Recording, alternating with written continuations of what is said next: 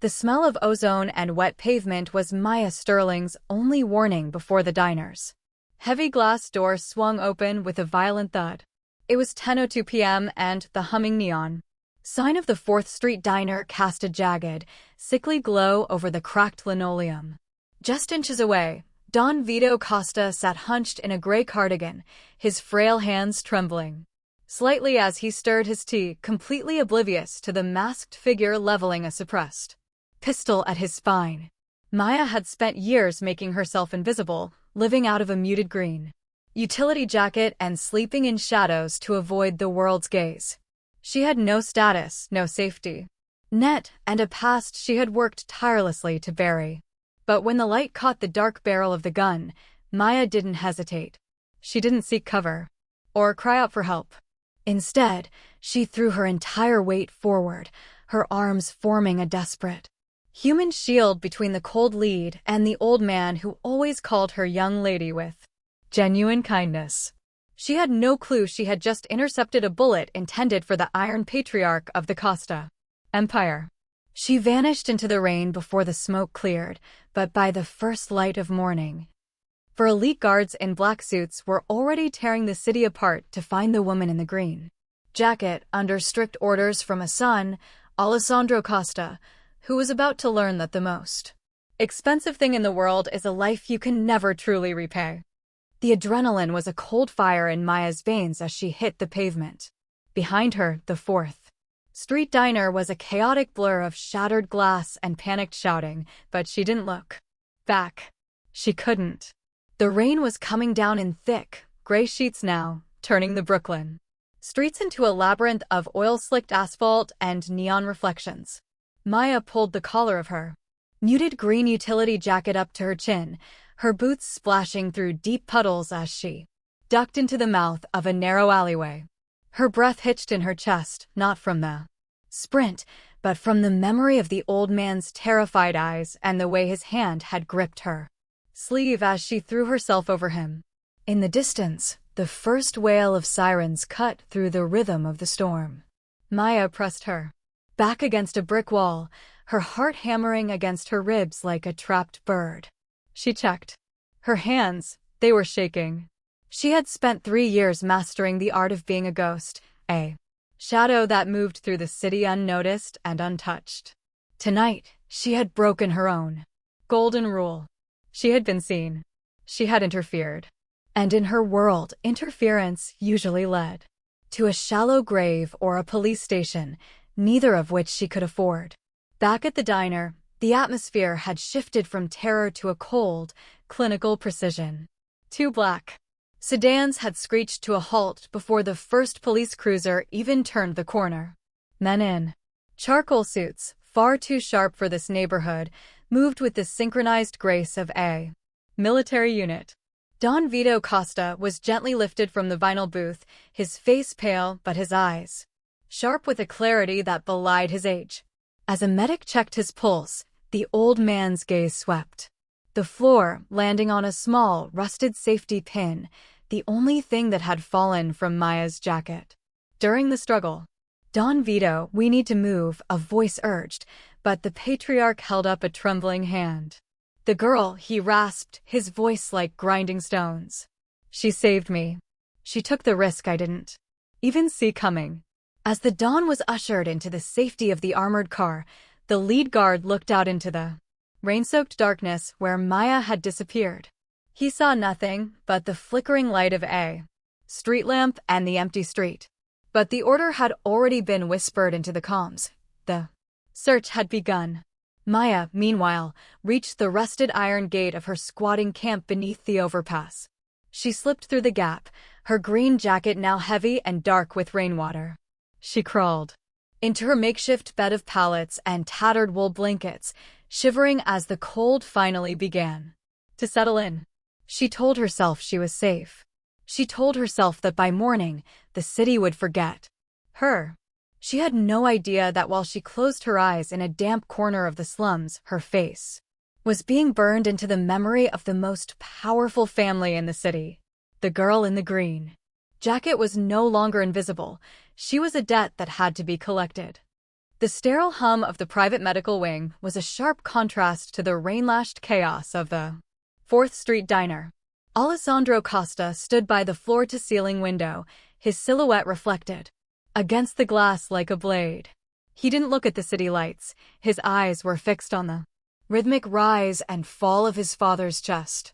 For 30 years, Don Vito Costa had been the Iron Patriarch, a man whose word could move mountains and silence enemies. Seeing him now, draped in a hospital gown rather than his signature tailored wool, felt like watching a monument crumble.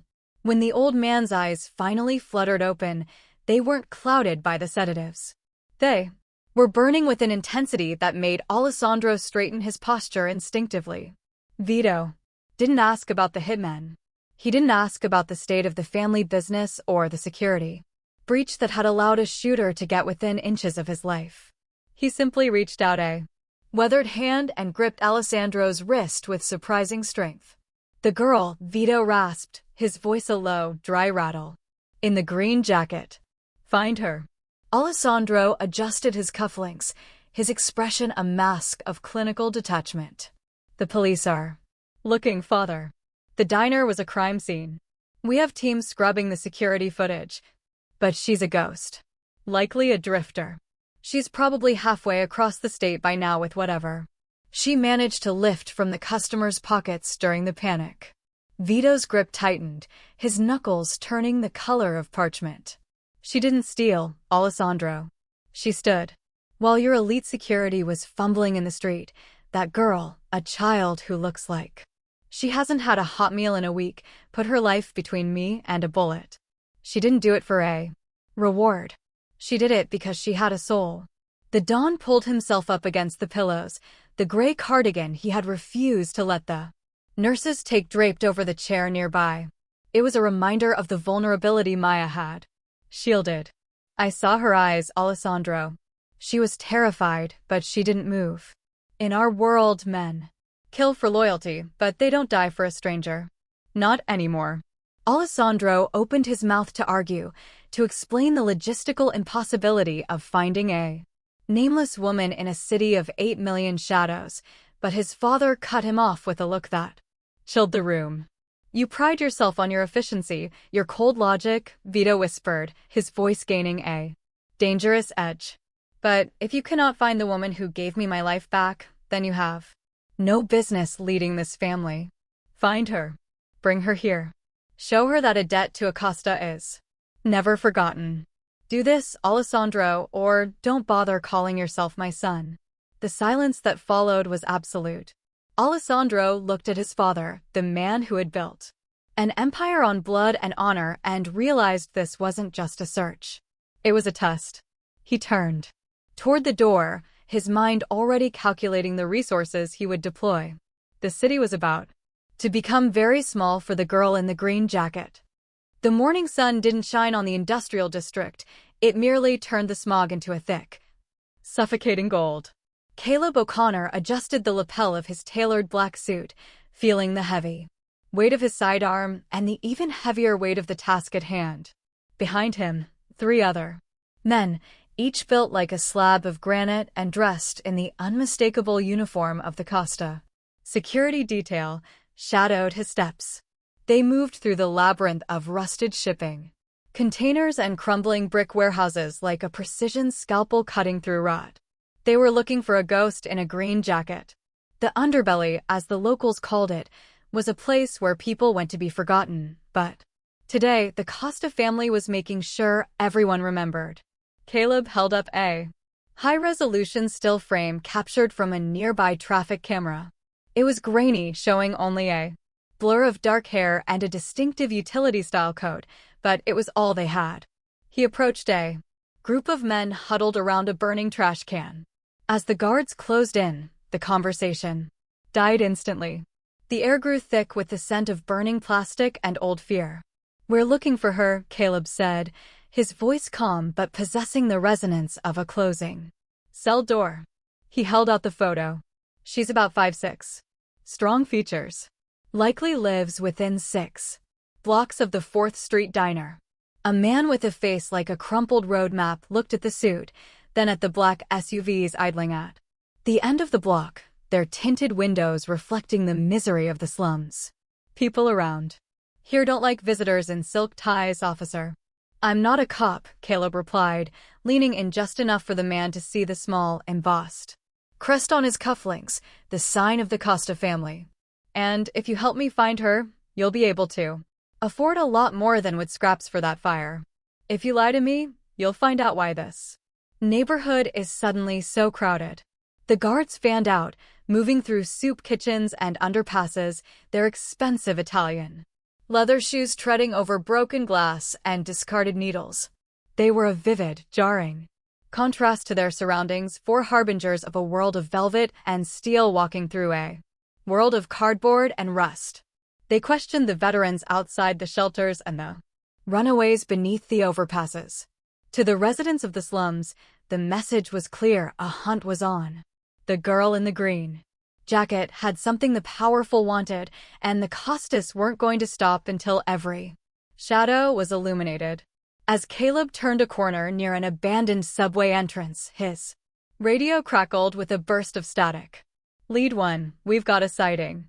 A woman matching the description was seen scavenging behind a bakery 3 blocks south. She's fast, Caleb. She saw us and bolted. Caleb tightened his grip on the photo. Lock down the perimeter. Don't touch her. Alessandro wants to be the one to break the news that she's no longer invisible. Maya didn't run like a criminal. She ran like a gazelle that had spent its entire life sensing the cheetah in the tall grass. The moment she saw the flash of a black suit at the end of the industrial block, her instincts took over. She didn't head for the open road where the SUVs could pin her down. Instead, she dived into the Rust Belt, a skeletal remains of a Victorian-era factory district where the alleys were too narrow for cars and the shadows were deep enough to swallow a person whole. Caleb O'Connor was fast, but more importantly, he was patient. He watched the flash of that muted green jacket disappear behind a stack of rotted pallets and signaled his men to flank the exits.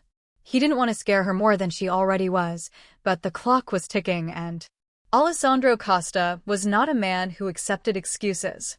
Caleb moved with a silent, predatory grace, his leather soles barely making a sound on the damp concrete.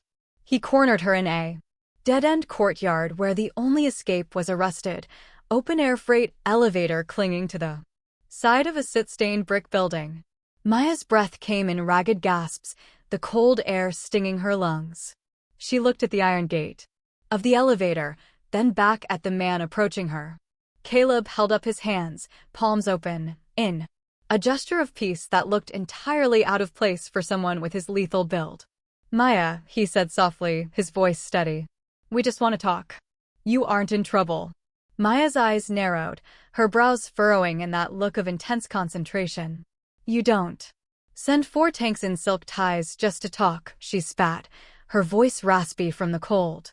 I didn't see anything. I don't know anything. Leave me alone. You saw enough to save a life, Caleb countered, stepping closer. And that man doesn't let his debts go unpaid. As Caleb lunged forward to grab her arm, Maya's survival instincts flared. She didn't shrink back. She leaned into the danger, ducking under his reach with a fluidity that surprised him. She scrambled onto the metal platform of the freight elevator and slammed her fist onto the ancient, grease-slicked lever. With a violent groan of protesting metal and a shower of sparks, the lift began to shudder upward. Caleb reached the gate just as the floor of the lift rose past his head. He jumped, his fingers brushing the cold iron mesh, but the gap was already too wide. He stood in the courtyard, looking up as the girl in the green jacket ascended into the rusted canopy of the factory, her face a mask of terrified defiance. She was inches from escaping into the maze of rooftops, a ghost. Once again, he keyed his radio, his gaze fixed on the rising lift. She's on the move. North Sector, 3rd level. Don't lose her, she's more dangerous than she looks, and she's terrified. Tell Alessandro the prey has teeth. The transition from the rusted industrial rooftops to the Costa estate was a blur of tinted glass and silent, high-speed movement. When the heavy iron gates of the Long Island mansion swung open, Maya felt like she was entering another planet. The driveway was a ribbon of perfectly smooth stone, lined by ancient oaks that stood like sentries under the midday sun. Maya sat huddled in the back of the armored SUV, her muddy boots resting on a floor mat that likely cost more than her mother's medical bills, her hands buried deep in the pockets of her damp green jacket. She was led through a foyer of soaring marble arches and into a study that smelled of old leather and expensive tobacco. Alessandro Costa was waiting for her. He stood behind a desk, carved from a single piece of dark mahogany, looking every bit the prince of the city, his reputation suggested. He didn't offer a handshake, he simply gestured to a velvet chair that Maya was too afraid to sit in. "You've caused my men a great deal of trouble, Maya Sterling," Alessandro said, his voice as smooth and cold as the marble outside. He didn't look angry, merely curious, as if he were studying a rare specimen. Most people in this city would run toward a Costa, not away from one. Maya stood her ground, her jaw set in defiance. Most people in this city don't have experience with men in suits coming to take them away in the middle of the night. "I don't want any trouble. I just want to go back to my life." "Your life?" Alessandro raised a subtle eyebrow, his gaze sweeping over her disheveled hair and the worn fabric of her jacket. "From what my reports say, you don't have a life. You have a survival strategy." My father, however, disagrees. He believes you gave him something that cannot be measured. With a flick of his wrist, Alessandro slid a rectangular slip of paper across the mahogany surface. It was a cashier's check, the numbers printed in crisp, black ink, $100,000. "This is for your silence, your bravery, and your relocation," Alessandro stated. "Consider it a fresh start. You can leave the slums behind today." Maya looked at the check. The amount was staggering, enough to pay for Clara's medication. For years, enough to buy a small house, enough to never be hungry again. But as she looked at it, she felt a flare of white-hot indignation. She thought of the way Don Vito had looked at her in the diner, not as a homeless lady, but as a human being. She didn't reach for the paper. Instead, she pushed it back toward him with a single finger. "I didn't step in front of that gun for a payout. I did it because it was the right thing to do. If I take that money, then what I did wasn't a choice, it was a transaction. And I'm not for sale." For the first time since she had been captured, the clinical mask on Alessandro's face cracked. His eyes widened, a genuine shock registering in his expression. In a world where everyone had a price, he had finally met the woman who was priceless. Maya turned toward the door. Before he could find his voice, leaving the $100,000 lying untouched on the desk. The heavy mahogany door hadn't even fully latched behind Maya when a soft, melodic chime echoed through the hallway. Alessandro remained frozen behind his desk, staring at the rejected fortune as if it were a live grenade. Before he could summon his voice, a side door opened and a nurse appeared, nodding toward the sun-drenched terrace. "He's ready for you, Miss Sterling. He won't take his soup without his guest." Maya's instinct was to bolt, but the thought of the old man's frail grip in the diner held her in place. She was led out to a terrace that overlooked a sprawling garden, where Don Vito sat, tucked into a wheelchair, a thick wool blanket over his knees despite the warmth. On the wrought iron table between them sat 2 bowls of simple pasta fagioli and a basket of crusty bread, a humble meal that looked entirely out of place in such a grand setting. "Sit, Maya," Vito said, his voice stronger than it had been in the medical wing. He didn't look like a mob boss now, he looked like a grandfather. "Alessandro thinks in numbers. He doesn't understand that you can't pay for a heartbeat. But I hope you'll at least share a meal with a man who owes you his." Maya sat tentatively, the scent of garlic and rosemary cutting through her defensive shell. As she picked up her spoon, her utility jacket shifted, revealing a small, silver locket she wore on a cord around her neck, a piece of jewelry she'd kept hidden since her first day in foster care. Vito's eyes, sharp as a hawk's, locked onto the tarnished metal. "That locket," Vito whispered, his hand hovering midair. "The engraving on the back. Is it a sprig of mountain laurel?" Maya pulled back, her hand flying to the charm. "How did you know that?" "It belonged to my father. It's the only thing I have left of him."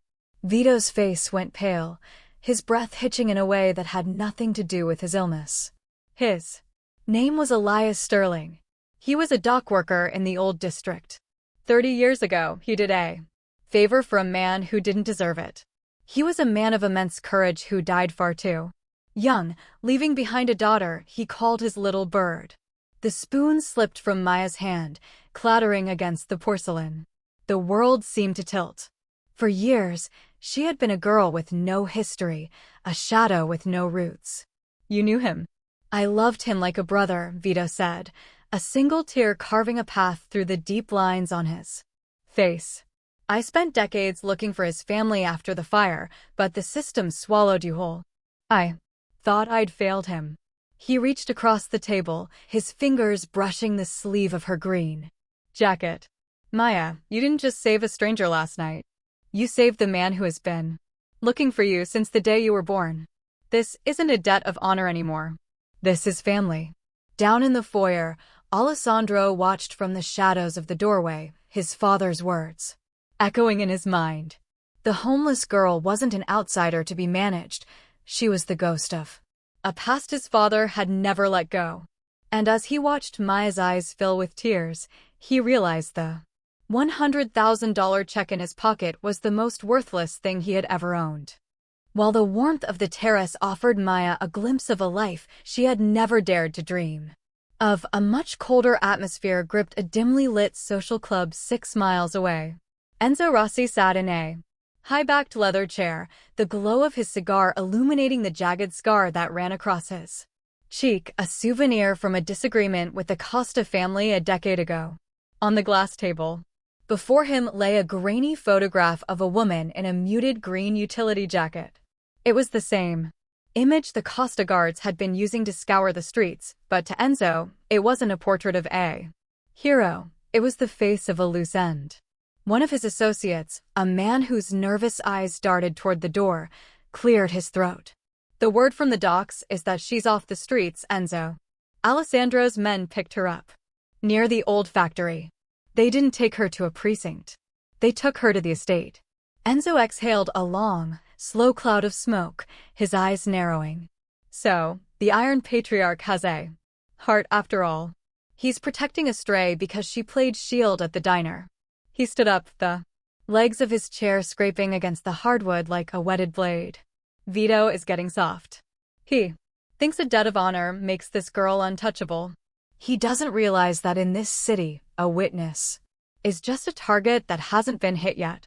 Enzo knew that if Maya Sterling stayed under the Costa roof, it was only a matter of time before she sat down with the district attorney or, worse, gave Alessandro the leverage he needed to dismantle Enzo's operation.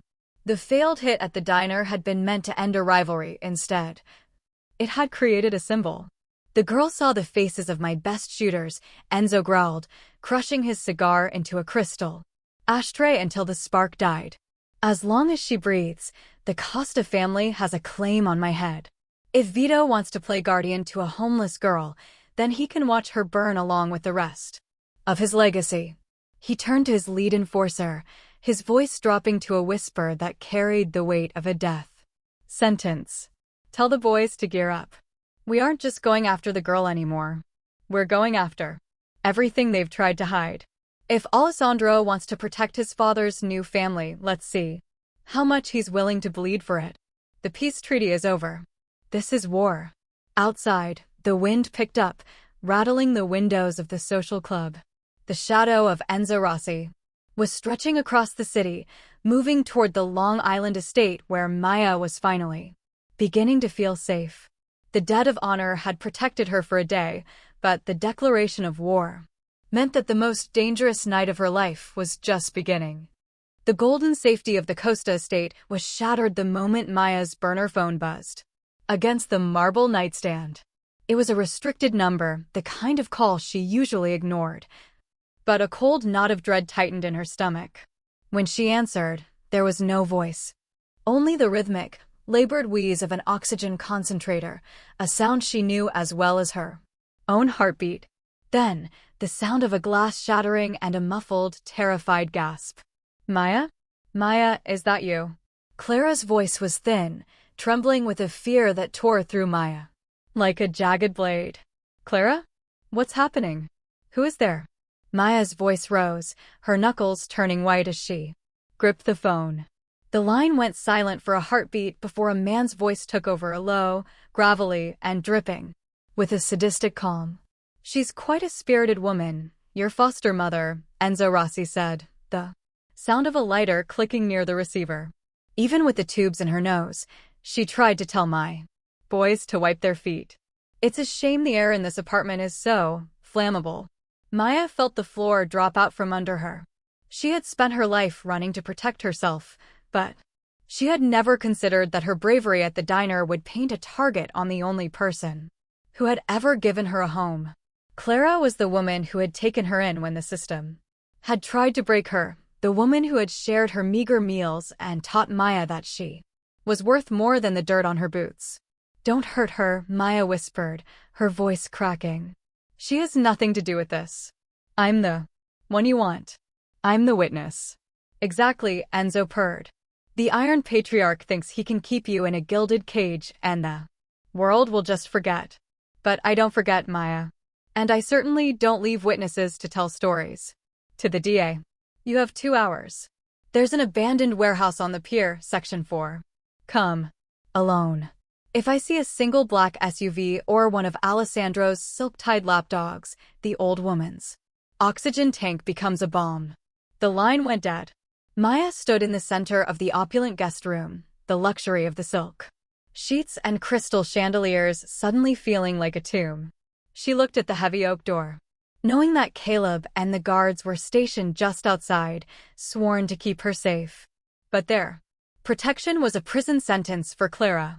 She knew what Alessandro would say, that it was a trap, that they should negotiate, that they should use resources. But Maya knew the streets better than the Costa ever would. She knew that Enzo didn't want to negotiate, he wanted to erase her. She reached for her muted green utility jacket, the fabric still stiff from the previous night's rain. She didn't head for the door. Instead, she moved toward the balcony, her eyes fixed on the tree beyond the estate's fence. For the first time in her life, Maya Sterling wasn't running away to save herself. She was running into the fire to save the only heart she had left. Maya moved through the mansion like the ghost she had been for years. She knew the shifts of the guards, the blind spots of the cameras, and the heavy silence of the garage in the early hours of the morning. She couldn't tell Alessandro. If she did, he would turn this into a tactical operation, a chess match where Clara was just a piece to be sacrificed for a larger victory. Maya wouldn't let Clara be a casualty of a war she never asked to join. In the dim light of the underground garage, the fleet of Costa vehicles sat like sleeping predators, rows of black armored SUVs and silver Italian sports cars. Maya's hands shook as she approached a discreet, dark gray sedan. It was less conspicuous, the kind of car that blended into the city streets. She had watched the valet drop the keys in a glass box by the entrance earlier that day. A quick shatter of glass, muffled by her green utility jacket, and the keys were in her palm. The engine purred to life with a low, predatory hum. Maya's heart was an erratic drumbeat against her ribs as she tapped the garage door remote. As the heavy steel shutter began to rise, she saw Caleb O'Connor standing at the far end of the driveway, his silhouette framed by the moonlight. He signaled for her to stop, his hand reaching for his radio, but Maya didn't hesitate. She shifted the car into gear and floored the accelerator, the tires screeching against the polished concrete. She swerved around Caleb, catching a glimpse of his shocked expression in the rearview mirror. Before she tore through the estate gates and onto the open road, the wind whipped through the partially open window, smelling of salt and incoming rain. She was alone again, just as she had always been, But the stakes were no longer just about her own survival. As she navigated the winding roads toward the city, Maya checked the GPS. The pier was a graveyard of rusted cranes and hollowed-out warehouses, a place where the law didn't go and where Enzo Rossi held court. She knew she was driving into a trap. She knew that Enzo had no intention of letting either her or Clara walk away. But as she gripped the leather steering wheel, her eyes hardened. The girl who had spent years hiding was gone. In her place was a woman who had finally found something worth fighting for, and she would tear the city apart to bring Clara home. Behind her, miles away, the estate's alarms began to wail, but Maya was already a shadow on the highway, a single set of headlights cutting through the darkness, heading straight into the heart of the storm. The gray sedan screeched to a halt at the edge of the abandoned rail yard, the scent of burning rubber mixing with the heavy salt air of the pier. Maya didn't wait for the dust to settle. She knew that on the open street, Enzo's men would have the advantage of numbers and firepower. But beneath the pavement lay a world they feared, a labyrinth of forgotten subway tunnels and service shafts where she had spent the coldest winters of her life. She dove into the gaping maw of a rusted maintenance hatch, her green utility jacket snagging on the iron ladder as she descended into the damp, suffocating darkness. Below, the air was thick with the smell of iron and ancient soot. Maya's footsteps were silent, a ghost returning to her haunt. She knew every cracked tile and every hollow echo. Behind her, the heavy clatter of tactical boots and the harsh beams of high-powered flashlights shattered the gloom. Enzo's men were coming, their voices muffled by the stone walls. Find her. She can't have gone far. Maya didn't panic. She moved through a narrow bypass, a crawl space so tight it would pin a man in a tactical vest to the wall. She felt the vibration of a passing train through the soles of her boots, a low-frequency hum that she used to mask the sound of her own breathing. This was her terrain. In the darkness, the $100,000 checks and the marble mansions meant nothing. Here, only the instinct to survive mattered. She led them deeper, past the ghost stations where the tile work was covered in a decade of grime. She lured the first two guards into a flooded service corridor, knowing the water concealed a drop-off into a drainage sump. A splash and a muffled curse told her the trap had worked. But the light from the remaining pursuers was getting closer. She could see the silhouettes of their weapons dancing against the tunnel ceiling. Suddenly, a flashlight beam caught the reflective patch on her sleeve. There, by the third pillar. Maya bolted, leaping over a rusted rail and ducking into a ventilation shaft she had used 100 times to escape the transit police.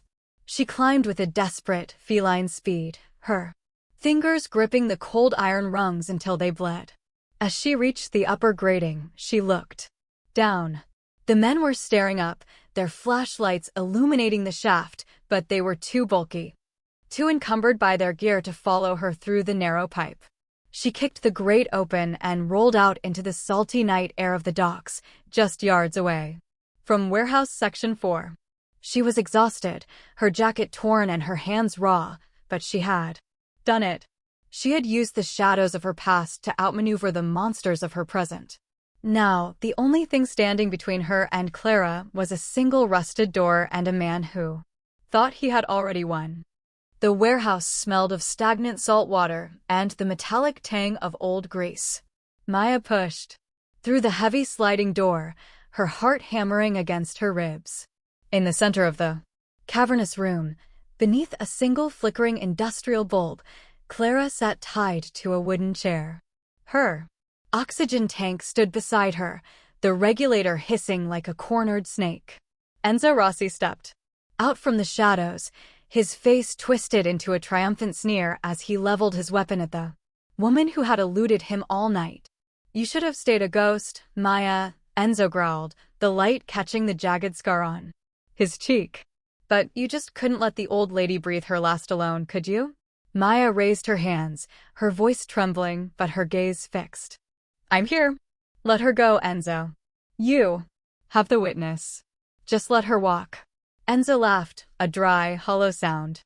I don't leave witnesses, and I don't leave loose ends. Today, the Costa debt is settled in blood.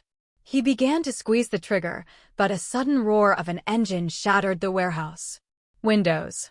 A black SUV slammed through the loading dock doors, tires shrieking on the concrete. Caleb and the guards poured out, weapons drawn, but Alessandro was the first through the wreckage. Rossi, it's over. Alessandro's voice boomed through the rafters, cold and authoritative. Enzo, panicked and cornered, pivoted his aim. He didn't fire at the guards or the billionaire. He fired at the woman who had started it all. The crack of the gunshot echoed through the space, like a thunderclap. Maya braced for the impact, closing her eyes as she prepared for the end. But the heat of the bullet never came. Instead, she felt a heavy weight slam into her, knocking her backward onto the concrete. She opened her eyes to see Alessandro Costa slumped against her, his hand clutching his shoulder where dark blood was already beginning to seep through his charcoal suit. He had lunged from the car, covering the distance in a heartbeat to put his body between her and the lead, the ultimate status flip. The man who believed every person had a price had just paid the highest one for a woman he barely knew. Alessandro. Maya gasped, her hands flying to the wound. He groaned, his face pale, but he managed a weak, defiant smirk as Caleb and the guards swarmed Enzo, disarming him in a blur of tactical precision. My father was right, Alessandro whispered, his breath hitching. Loyalty isn't a transaction, Maya. It's a choice. In that moment, the circle was complete. Maya had shielded the father, and now the son had shielded the daughter. As Caleb knelt beside them to apply pressure to the wound and the police sirens began to wail in the distance, Maya looked from Alessandro to the freed Clara. The homeless lady and the Mafia prince were no longer on opposite sides of a check. They were bound by a debt of honor that no amount of money could ever erase. 6 months later, the smell of fresh yeast and expensive espresso beans drifted through the open doors of the 4th Street diner, but the sagging vinyl and flickering neon were gone. In their place stood polished oak counters, warm amber lighting, and large windows that let the Brooklyn sun pour onto the floor. The diner was no longer a place where people came to hide from the world. It was the heartbeat of the neighborhood. Clara stood behind the gleaming new counter, her oxygen tank replaced by a portable concentrator that hummed quietly, barely audible over the cheerful clinking of silverware. Her skin had regained its color, her eyes bright with a purpose that medication alone could never have provided. She watched as Maya moved between the tables, no longer a ghost in an oversized utility jacket, but a woman who walked with the quiet confidence of someone who finally knew where she belonged. Maya wore a crisp white apron over a simple blue dress, her dark hair pulled back in a neat ponytail, revealing the silver locket that rested openly against her collarbone. The bell above the door chimed, and the room seemed to settle into a respectful hush as Alessandro Costa stepped inside. He wasn't followed by a phalanx of guards this time, and his charcoal suit was tailored to hide the faint scar on his shoulder, a permanent mark of the night. The debt was settled. He took his usual seat in the back booth, the same one where his father had once sat in a gray cardigan. Maya approached him with a fresh pot of coffee and a smile that reached her eyes. The usual. Mr. Costa? Alessandro looked up, his cold, clinical gaze having long since softened into something deeply human. I told you, Maya. After everything, it's just Alessandro. He pulled a set of heavy brass keys and a thick envelope from his pocket, sliding them across the table. These weren't a payoff or a transaction. They were the title and deed to the property. Fully paid and registered in the names of Maya Sterling and Clara Vance. My father wanted to ensure that the foundation you built for yourself can never be shaken again. This diner, this home, is yours. Permanently. Maya looked at the keys, then out the window at the bustling street. For the first time in her life, she didn't feel the urge to run. She didn't feel the need to be invisible. She reached out and placed her hand over Alessandro's, not to take a check, but to acknowledge a bond that had been forged in the dark and refined in the light. "Thank you," she whispered, "for more than just the building." As the afternoon sun dipped below the skyline, painting the city in shades of gold, Maya looked at Clara and then back at the man who had become her unexpected protector. The homeless girl who had once been a shield for a stranger had ended up saving more than just a life. She had saved a family, transformed a legacy, and finally built a home that was anchored not in stone, but in honor. Kindness had found its way back, and this time, it was here to stay. As the credits roll on the new 4th Street Diner, we are reminded that Maya Sterling started this journey with nothing but a muted green jacket and a heart brave enough to shield a stranger. She thought she was invisible, but in the eyes of Don Vito and Alessandro, she became the most important person in the city.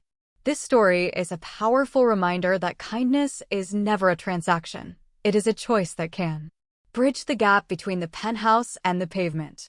Maya saved a life, and in doing so, she found a home that no amount of money could ever buy. If this story touched your heart or reminded you that no one is truly lost in this world, please hit the like button and subscribe to our channel. It helps us continue to bring you stories of unexpected heroes and second chances. We have a question for you today. Maya risked everything for an old man she barely knew. Have you ever witnessed a small act of kindness that changed someone's life? Or perhaps someone showed up for you when you felt invisible? Share your story in the comments below. We read every single one, and your words might be the inspiration someone else needs to hear today. Type home in the comments if you believe everyone deserves a place where they truly belong. Thank you for watching, and remember, never underestimate the power of a single moment of courage. We'll see you in the next story.